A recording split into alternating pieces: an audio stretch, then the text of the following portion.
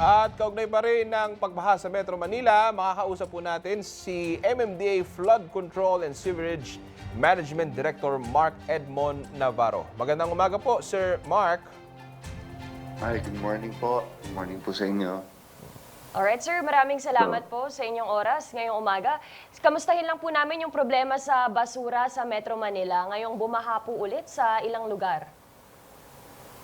Yes, tuloy-tuloy naman ang paglilinis natin ng drainage, lalo na nung nakita natin at na-anticipate na natin na talagang karamihan ng mga inlets kasi talagang nababarahan.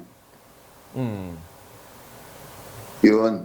So, nakamonitor naman tayo 24/7 para sa paglilinis ng mga inlets at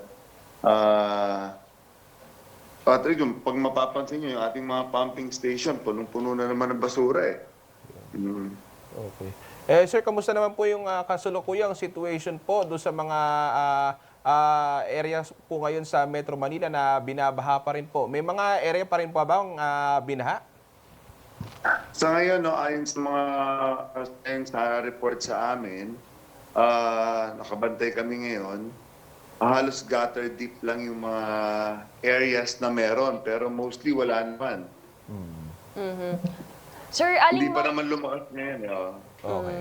Sir Mark, aling mga lugar po ba ang pinaka-binabantayan ng MMDA dahil sa posibilidad ng pagbaha? Yung usual naman natin, yung usual natin, yung Espanya, yung TAF, ngayon, yung EDSA, yan naman yung, at saka yung Araneta Avenue, yung mga mabababa talagang lugar natin, yung talagang usual namin binabantayan. Pero dahil nga medyo malakas ang volume ng tubig natin, talagang medyo naapektuhan na rin yung ibang bahagi ng Kamaynilaan.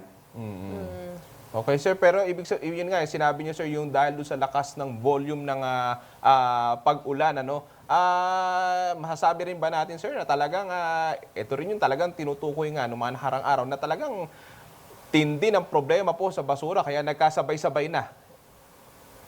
Ay, opo. Yun po kasi ang malakas na yung volume ng tubig natin, nabubulunan na yung ating drainage system, umaapaw na yung ating mga river. Pero pag nakita mong umapaw yung river, kasama yung basura yung kasama ng loob. Alam mo yung kasama yung basura sa mga ilog na saka drainage system.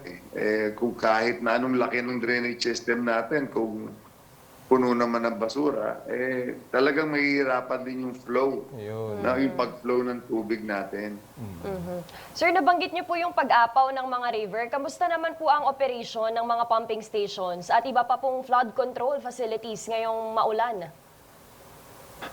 Lahat po naman ng ating mga pumping stations ay gumagana, no? Okay.